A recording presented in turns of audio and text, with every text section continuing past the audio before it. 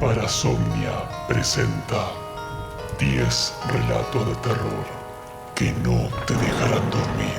Parte 4. El amarre. Un amarre puede acabar con la voluntad de una persona. Esto le ocurrió a un conocido mío llamado Lucas. Ambos trabajábamos en docencia. Recuerdo el día que muy feliz me dijo que estaba saliendo con una chica llamada Eugenia. Pero poco tiempo después me comentó que observaba cosas extrañas en el comportamiento de la joven. Ella era muy exigente, a veces tenía conductas un tanto incomprensibles. Era desconfiada, le planteaba constantes exigencias. Controlaba la relación, que se tornaba cada vez más extraña y especial. Incluso lo obligaba a acompañarla casi a todos lados. Al pasar el tiempo noté que Lucas estaba cambiando. Su carácter alegre y jovial se había tornado callado y preocupado. Incluso una tarde lo vi algo demacrado y nervioso. Le pregunté, ¿qué te pasa? Me respondió, no puedo dejar de pensar en Eugenia. Me siento drenado. Una tarde de invierno fuimos a tomar juntos un café, charlamos sobre el tema y luego me invitó a su casa. Él necesitaba ayuda, pero no sabía ni cómo pedirla. Y yo le había propuesto hacer una limpieza energética de la casa. Había llevado algunos elementos para poder hacer algo. Ya al entrar, el ambiente se sentía pesado, asfixiante. Al empezar, Lucas empezó a sentir mal. Poco tiempo después, revisando una alacena, encontramos que dentro de un vaso de vidrio había un mechón de pelo suyo, atado con un hilo rojo. Lo pusimos en el suelo y comenzamos a hacer un ritual. Encendí una vela que 2 veces se apagó por una corriente de aire que no supimos de dónde venía. De pronto, tanto la puerta de la cocina como la del dormitorio se cerraron bruscamente, sobresaltándonos. Y una sombra oscura atravesó el cuarto donde estábamos y desapareció luego de detenerse un instante junto a la ventana. Finalmente rociamos todo con agua bendita. El tiempo ha pasado. Lucas ha vuelto a ser el de antes y les aseguro que nunca más volvió a ver a Eugenia. En el Sarmiento. Falleció mi abuelo, dijo por teléfono una compañera de trabajo, Amelia, llorando. Yo no lo conocía, pero decidí llegarme al velorio para acompañar un rato a mi amiga en su dolor. Le pedí la dirección. Se trataba de una casa velatoria que estaba en Moreno, en el lado sur, sobre la calle Mariano de la Vega, a unas 9 cuadras de la estación. Después de cenar, tomé el tren Sarmiento en Ciudadela. Serían las 22:30 y poca gente viajaba en ese invierno de 1982.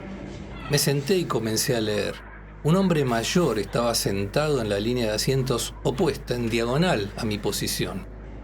Algo, no sabía qué, llamaba mi atención en su figura. Tenía abundante barba, prolija, una gorra, camisa y una corbata al tono. También usaba anteojos, pero permanecía inmóvil con una mirada triste observando la ventanilla del tren, con sus brazos a los costados. Si bien nada se interponía entre nosotros, no alcanzaba a ver sus manos. Un par de estaciones antes de llegar a Moreno lo miré nuevamente. Él me devolvió la mirada, haciendo una mueca extraña. Entonces levantó los brazos y vi que sus mangas estaban vacías, no tenía manos. Un poco turbado, continué mi lectura hasta llegar a destino, y al levantarme para bajar, observé que el extraño ya no estaba. Decidí caminar hasta la casa velatoria y en cuestión de unos minutos llegué y entré en ella. Mi amiga Amelia, al verme, se acercó y me abrazó llorando. «Gracias por venir», me dijo, y me llevó junto al féretro. Al llegar a él, no pude creer lo que veía. Quien yacía en su interior era el anciano del tren. Lo reconocí de inmediato. La miré a Amelia, presa de un terror que no me dejaba decir palabra. «Ha sido una pérdida terrible», me dijo. El abuelo estaba en la fábrica trabajando cuando ocurrió el accidente. Una prensa hidráulica le cortó ambas manos. cementerio de Mercedes. Estábamos en Mercedes, provincia de Buenos Aires, cuando Cecilia comentó que se contaba una leyenda urbana sobre el cementerio. Dicen que si vas de noche y das 3 vueltas alrededor del cementerio, cuando cumplís la tercera, el vehículo se detiene sin explicación. Yo sonreí incrédulo y Cecilia agregó: mi primo lo hizo con su moto y la misma se detuvo, la tuvo que abandonar ahí. Salió corriendo y no volvió hasta el amanecer a buscarla. Entonces, Santiago, que estaba también con nosotros, nos propuso: ¿y por qué no hacemos la prueba? Cecilia aclaró que tenía que ser después de las 12 de la noche. Los 3 estuvimos de acuerdo, nos reunimos al atardecer y a la medianoche salimos para el cementerio con mi auto. Paramos frente a la puerta del cementerio y comenzamos a recorrer su perímetro. Todo iba bien hasta que terminamos de dar la tercera vuelta. El auto efectivamente se detuvo. No miramos. Cecilia rompió el silencio diciendo: ¿y ahora qué hacemos? Yo me voy de acá. Cuando Cecilia abrió la puerta, luego de mirar fuera del auto, volvió a cerrarla. Algo está mal, dice, algo está diferente. Observando alrededor, percibimos que todo se veía un tanto distinto. Había pocas luces y hasta la puerta del cementerio se veía cambiada, parecía más vieja. Santiago comentó: no se ven otros autos. Y era cierto. La realidad parecía haber cambiado. Escuchamos el relinchar de unos caballos y asombrados vimos que frente a nosotros pasaba una antigua carroza fúnebre tirada por 4 caballos. ¿De dónde salió?, exclamé. Pasados unos segundos y aún sin salir de nuestra sorpresa, contemplamos cómo un hombre extraño, vestido de negro, se acercaba al auto. Era alto, muy pálido y caminaba muy extrañamente. Nos hizo una seña con un dedo muy largo y extendido. Yo decidí bajar del auto. Tenía que saber qué estaba pasando. «Buenas noches», le dije casi susurrando. El hombre me miró, pero su pálido rostro no contestó. «Sé que no deberíamos estar acá», le dije. «Estamos perdidos». Clavando su mirada aterradora en mí, respondió: «De acuerdo, ya nos veremos en otra oportunidad». E inmediatamente me entregó algo que parecía un viejo boleto de colectivo. Luego se alejó como flotando hasta desaparecer en la oscuridad de la noche. Subí al auto. Giré la llave y el vehículo arrancó. Santiago y Cecilia no dijeron una palabra. Yo di la vuelta y regresamos a casa. En alguna vieja billetera debo tener aún el extraño boleto. Horror en el museo. Había ido al Museo de La Plata, situado en el Paseo del Bosque, a principios de los 90. En el subsuelo había un local perteneciente a la universidad que vendía libros y publicaciones propias a los estudiantes y al público. Me interesaban unos documentos de antropología, específicamente sobre arqueología de los aborígenes de la provincia de Buenos Aires. Al bajar unas escaleras, me pareció ver moverse una sombra y luego claramente se apareció ante mí la figura de un hombre moreno, con facciones acentuadas, pómulos salientes, una mirada penetrante. Me detuve al instante observándolo y la figura del hombre se desvaneció. Quedé bastante perturbado e intrigado por el significado de la visión. Llegué entonces al mostrador, pero no podía quitarme la expresión de angustia de ese rostro. Un joven me atendió gentilmente. Me miraba intrigado ante mi actitud un tanto extraña. «Disculpe si me nota un tanto nervioso. Creo que acabo de ver un fantasma», le dije. «¿Usted también?», me sonrió. «¿Lo puede describir?». Yo intenté narrarle lo sucedido y él se quedó mirándome. «Creo que además de sus pedidos, debería llevar algunas publicaciones sobre la historia del cacique Inacayal», me comentó. Y brevemente me relató. Desde hace más de un siglo, un espectro recorre los viejos pasillos y laboratorios del Museo de Ciencias Naturales de La Plata, el del cacique tehuelche Modesto Inacayal, apresado en la campaña del desierto. Se habla de puertas que se cierran solas, de lamentos tristes. Ese indio vencido fue encerrado como una pieza viva de exhibición en el museo junto a otros. Impresionado, seguí su consejo y llevé algunos artículos que me fueron contando la historia de este hombre. Inacayal nació alrededor de 1833 y era un cacique tehuelche que vivió en la Patagonia. Un ataque por sorpresa del ejército argentino lo expulsó hacia el sur. Sus tolderías estaban cerca del río Limay, en el lago Nahuel Huapi. Era un cacique prestigioso que participaba en los parlamentos de Salhueque. Ambos tuvieron que emprender la retirada hacia el Chubut, donde resistieron durante 3 años la persecución militar argentina.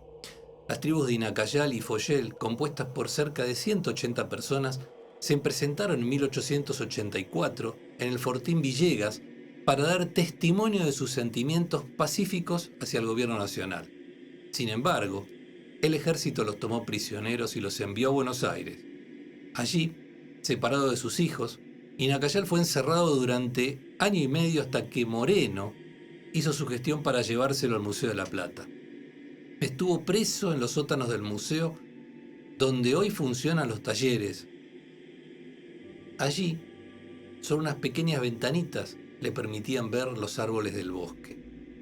Permaneció recluido hasta su muerte, sucedida el 26 de septiembre de 1888, catalogada como suicidio.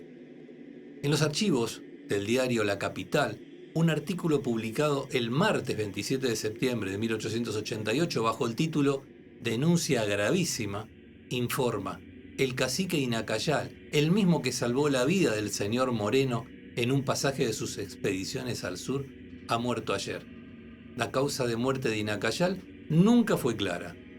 El secretario de Francisco Moreno relató que el cacique, presintiendo su muerte, realizó un ritual en las escaleras del museo donde se desmayó y luego falleció. Pero otro investigador asegura que se suicidó ante el tormento diario de ver expuestos los restos de sus seres queridos en las vitrinas del museo.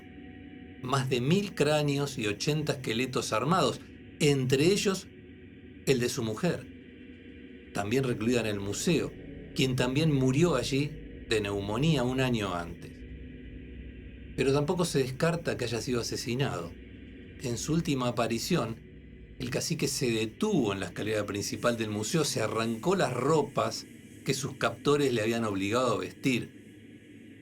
Y mientras desnudo hacía una oración al sol, alguien lo empujó, cayendo por las escaleras y rompiéndose el cráneo al caer. En su calavera, los huesos de la nariz estaban quebrados por caída o por golpe, y también le faltaban varios dientes. Al día siguiente fue descuartizado y su esqueleto, luego de ser preparado, pasó a ser parte del inventario de más de 5.500 piezas óseas de aborígenes. Pero Inacayal no fue el único. Algunos aborígenes, se calcula alrededor de 20, habían vivido y muerto allí presos. Yo leí sobre el reclamo de los pueblos originarios exigiendo que los cuerpos debían volver a la tierra a la que pertenecieron, pues la tierra es sagrada. Varios antropólogos respondieron al reclamo. Yo lo hacía desde mi humilde lugar como docente e investigador. El 19 de abril de 1994, los restos de Inacayal fueron devueltos y trasladados a Esquel en un avión de la Fuerza Aérea. Pero hace unos años encontraron el cuero cabelludo y el cerebro en formol del cacique Inacayal guardados en el museo. Estos fueron reclamados y enterrados en Teca, en Chubut. Poco después se encontró además un corazón disecado, probablemente también del cacique. Con el transcurrir del tiempo se han formalizado otras restituciones. Ya desde el 2006, los esqueletos de los indígenas dejaron de exhibirse en las vitrinas del Museo de La Plata. Aún así, sé que allí algunos fantasmas siguen deambulando. He regresado varias veces al museo a visitar sus colecciones con mis alumnos, y recuerdo que visitando la sección de antropología en la planta alta, vi junto a una reproducción de La Puerta del Sol la figura de Inacayal. Noté un fulgor en su mirada y luego de inclinar su rostro a modo de despedida se desvaneció. Que la Madre Tierra guarde tus restos y el de tus ancestros, Inacayal. La casa de Pablo. Fui a la casa de Pablo porque era un médico amigo, muy joven, que compartía conmigo la pasión por los minerales, las rocas, las ciencias naturales en general. Y nos veíamos en mi casa para charlar sobre estos temas, intercambiábamos cosas, libros, y él estaba interesado en algunos objetos que yo tenía. Tal es así que luego de varios meses me invitó a su casa, que estaba en el barrio de Paternal. Llegué alrededor de las 19:30 y comenzó a mostrarme su colección de cosas. Tenía muchos preparados en frascos con formol, partes de animales, embriones y fetos extraños, hasta que en un momento me dio una cajita y me preguntó si sabía de qué se trataba lo que tenía dentro. Al abrirla encontré una cabeza pequeña, con sus facciones y pelo. Yo lo miré asombrado. ¿Estuviste investigando sobre los jíbaros reducidores de cabeza?, le pregunté. Mucho más que eso, me contestó. Descubrí el método secreto para lograr reducir las cabezas. Lo que tienes en la mano es la prueba de lo que te digo. Lo miré y supe que hablaba en serio. Si te interesa podemos hacer un intercambio, agregó. Yo le agradecí la oferta, pero no quería tener algo así conmigo. A él no le gustó mucho mi respuesta y a continuación abrió un armario y me mostró una colección de rarezas animales. Como ya se hacía tarde y comencé a sentirme un poco incómodo, le dije que tenía que irme. Entonces insistió, ofreciéndome compartir el secreto de la reducción de cabezas. Puedo mostrarte cómo hacer todo el proceso, me dijo, y agachándose, sacó debajo de una mesa un gran recipiente de plástico, de esos de 20 litros como los de pintura, lo puso sobre la mesa, levantó la tapa, un olor rancio y penetrante inundó el ambiente, el inconfundible olor del formaldehído. Se puso un guante de plástico, metió la mano en el líquido y sacó una cabeza humana sosteniéndola del cabello. Con esto podemos hacerlo, me dijo sonriendo. Fue la última vez que estuve en la casa con Pablo. La pileta. ¿Crees que los deseos de los muertos pueden perdurar? Voy a contarte algo que tiene que ver con esto. En el año 2003 viajé a Inglaterra teniendo como objetivo visitar Stonehenge, un prehistórico observatorio construido con grandes bloques de piedra. Hacía mucho que me fascinaba su historia y deseaba contactar con la energía de ese lugar. En el viaje pasé por la ciudad de Bath. Se trata de un lugar donde los romanos, aprovechando la existencia de aguas termales naturales, construyeron instalaciones de tipo termal, demostrando que tenían un excelente conocimiento de arquitectura. El turista puede visitar estas termas y la ciudad que la rodea, que es realmente muy hermosa. Y fue construida muchos siglos después, cuando un granjero, siguiendo a sus cerdos que regresaban del campo muy limpitos después de bañarse, redescubrió las termas y allí se recuperó esta maravilla romana. Cuando recorrí el lugar, pude ver que hace más de 2000 años la gente concurría allí para disfrutar, para curarse de problemas físicos, pero además para pedir deseos. Del fondo de la piscina de Bath se han extraído infinidad de objetos en seres pequeños arrojados adrede por los concurrentes, como quienes hace tiempo tiraban monedas a una fuente. Pude observar ofrendas con inscripciones hechas en latín, donde se pedía por la salud, para curar una enfermedad, por lograr el amor de una persona, para agradecer a los dioses por fortuna y bienes, por algún difunto. Una infinidad de intenciones dejadas allí por turistas que vivieron durante el antiguo Imperio Romano y llegaban allí para disfrutar de unas vacaciones, reparando su salud en esas aguas curativas. Me acerqué a la piscina, toqué sus aguas. Algo oscuro se movió bajo la superficie, cerca de mi mano. Asombrado me quedé observando el agua como esperando algo. Entonces vi, a unos centímetros, sumergido, lo que parecía una cabeza humana con una gran cabellera. Su rostro comenzaba a dibujarse por la transparencia, bajo unas turbias aguas algo verdosas. Yo estaba un poco aterrado, pero paralizado a la vez. Me sentía un tanto mareado, algo me atraía del agua y estaba a punto de arrojarme, ante esa presencia que se manifestaba cada vez más nítida. Ya estaba a punto de desfallecer cuando sentí que una mano me tomaba el hombro, despertándome de ese extraño sopor. «Basta», escuché decir a mi madre, quien me acompañaba en ese viaje. Ella ya encontrará a otro que cumpla su deseo. Nos vamos de aquí.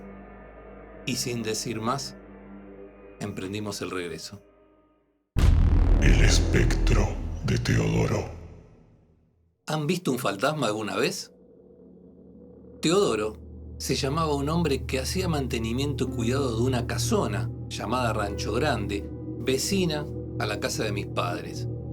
Se trataba de una mansión de los años 40 que tenía hasta caldera para calefaccionar toda la planta, un gran parque y pileta. Teodoro se alojaba en un pequeño cuarto en el fondo del terreno, donde pasaba su tiempo libre. Se trataba de un cuartito pequeño, dentro de un galpón, donde se guardaban todas las herramientas, la cortadora de césped y hasta la leña para el funcionamiento de la caldera. Era un hombre sin familia ni profesión, que se las arreglaba para realizar los trabajos que requería el caserón a cambio de techo y un sueldo mensual.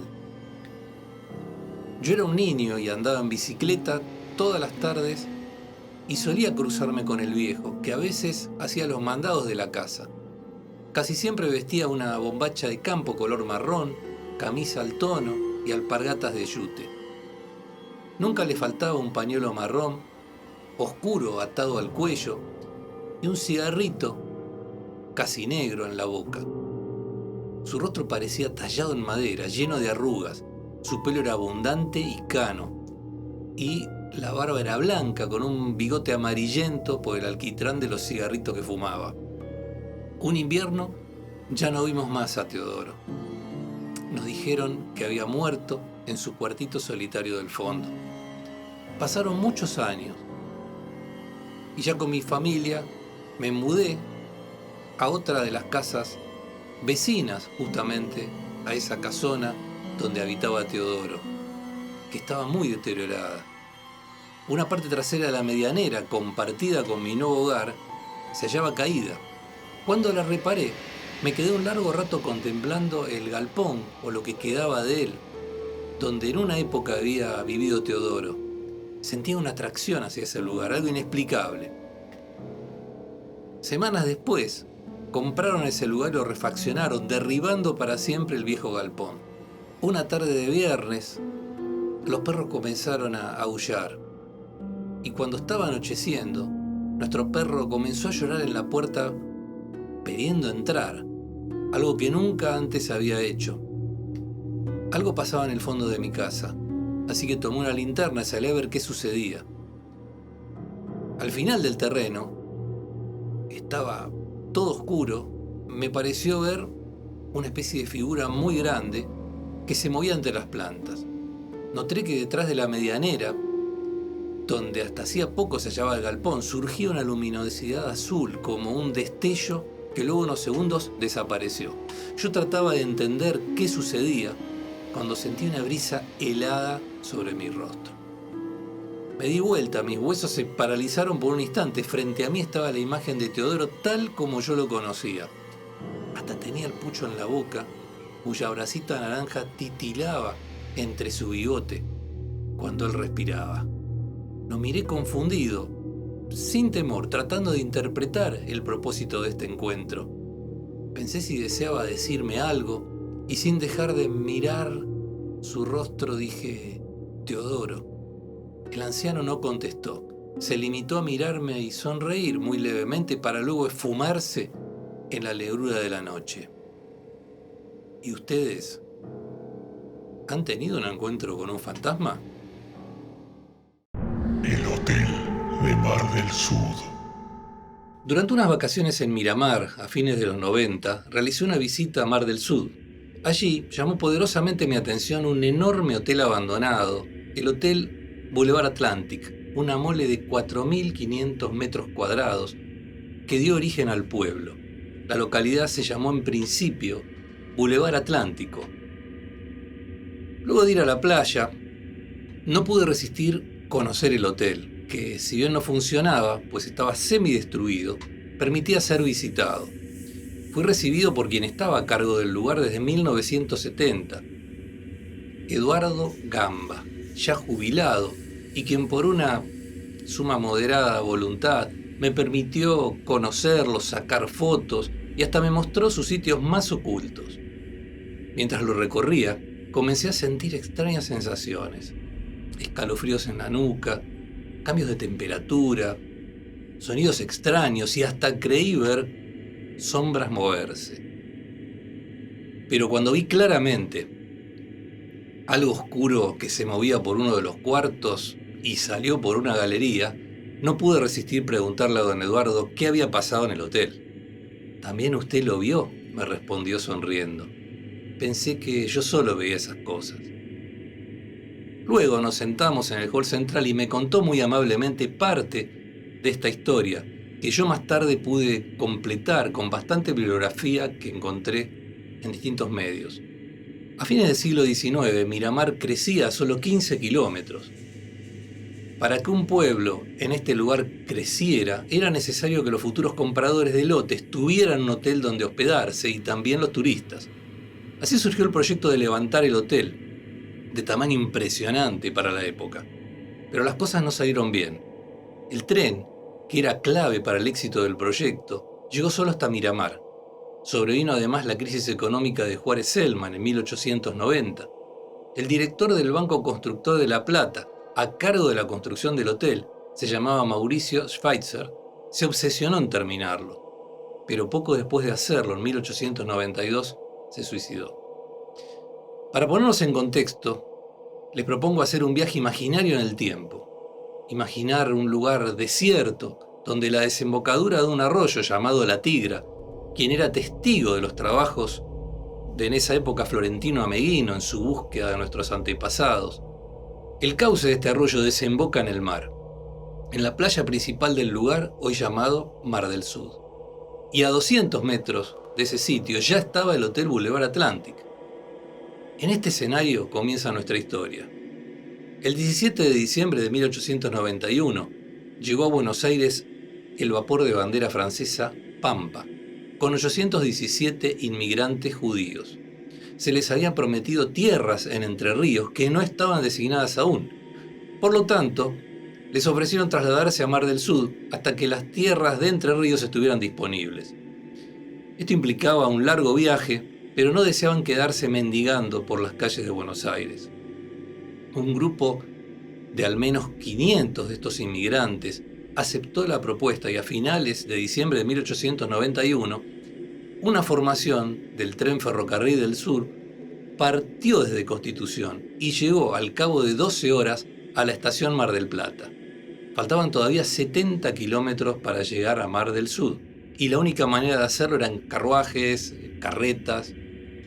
Carlos Schweitzer, dueño del hotel, se lo alquiló a estos inmigrantes, que la mayoría eran judíos.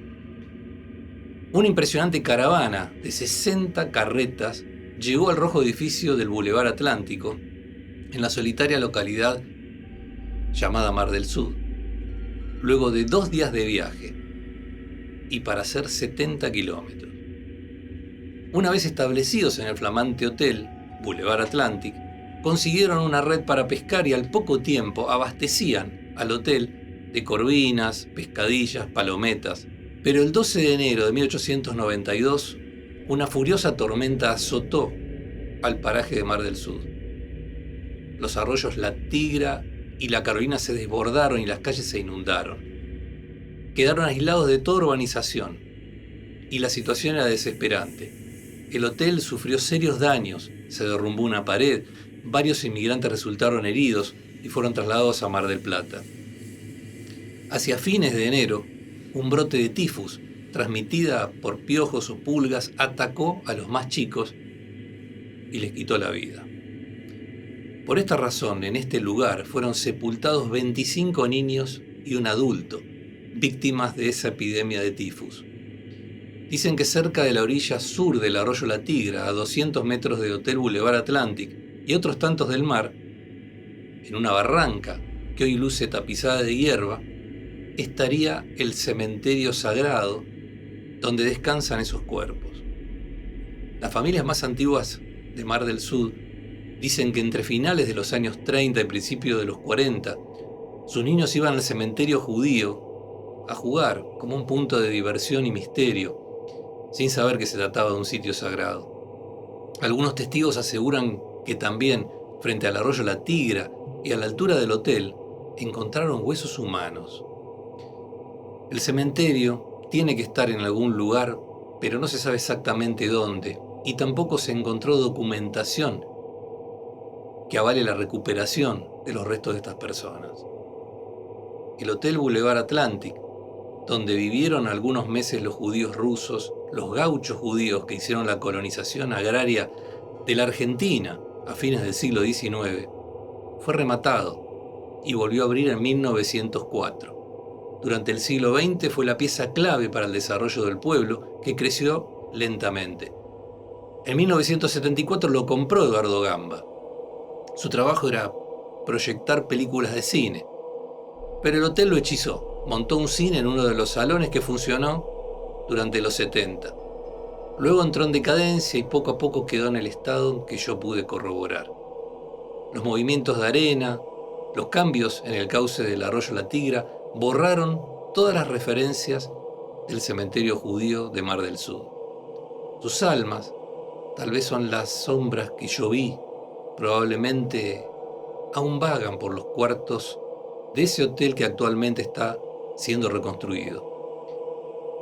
Que Dios dé paz a las almas de quienes allí están sepultados. El anillo egipcio. ¿Creen en la maldición de Tutankamón? Este anillo era de mi abuelo. Me contó que lo compró en un viaje que realizó a Egipto alrededor del año 1935. Se lo vendió un mago, quien le contó que lo había preparado especialmente para proteger a Howard Carter, el descubridor de la tumba de Tutankamón, poco antes de que la abriera y revelara sus secretos. Este anillo egipcio posee unas características muy especiales.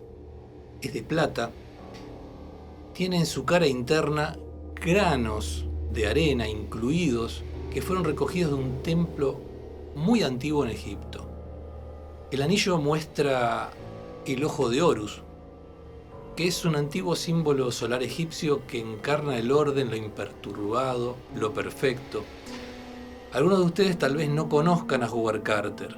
Se trataba de un gran explorador inglés, un Indiana Jones de la época, que estaba financiado por un lord también inglés llamado Carnarvon. En 1922 descubrió la tumba del faraón Tutankamón, fallecido en el año 1325 a.C.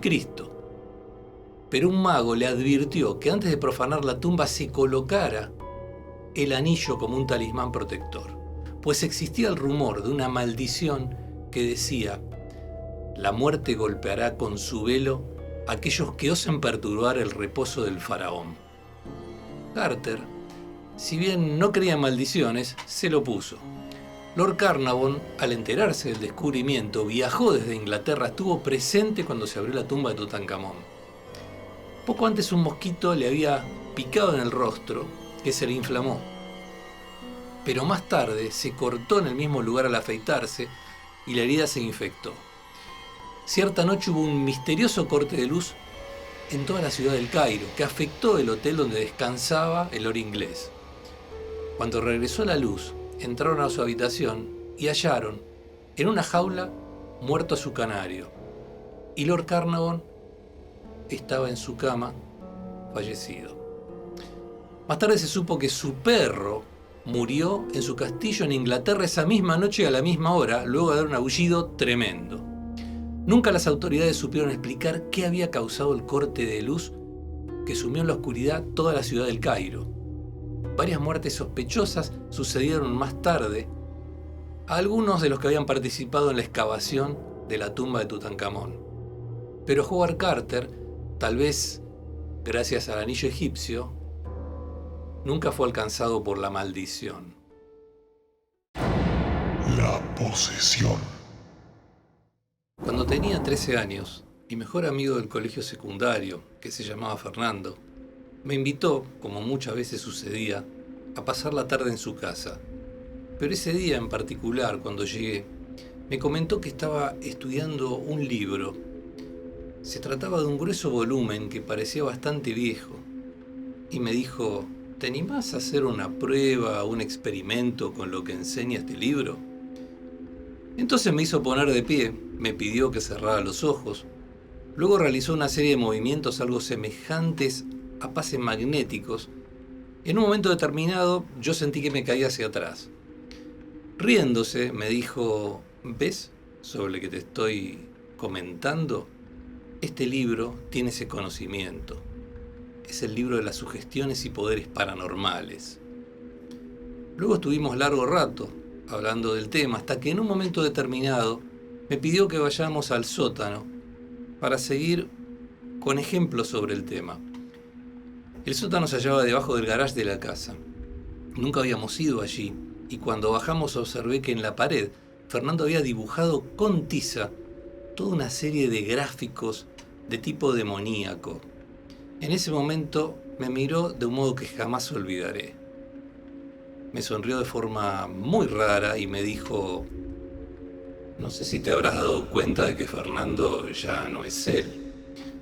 Creo que lo has notado. Yo he tomado su ser, pues decidió hacer un pacto conmigo. Yo lo miraba atónito. Esa voz no era la voz de Fernando. Comencé a sentir que mi cabello se erizaba. Y continuó: todo cuanto creías tonterías, no lo son. Ahora él me pertenece. Y como leyendo mi pensamiento agregó: vos ya no podés hacer nada por Fernando. Y ya imaginás quién soy. Y estás acá porque él hizo un último intento por pedirte ayuda, pero es tarde. Él dibujó el pentagrama y el signo secreto con el que me invitó a pasar a este lado. Gracias a eso pude tomar su cuerpo. Si quieres ahora puedes ser mi amigo y te puedo enseñar muchas cosas como ya has visto hoy. Veo que estás pensando en Fernando. ¿En qué pasó con él? Pues ya te lo he dicho, él ya no está. Su espíritu y su conocimiento han partido de este plano. Esa tarde volví a casa totalmente descompuesto, temblando. Le dije a mi mamá que no quería comer nada, que me sentía enfermo. Me fui a acostar, pero no pude dormir por varias noches. Lo único que tenía ya en claro es que nunca jamás iba a volver a hablar con Fernando.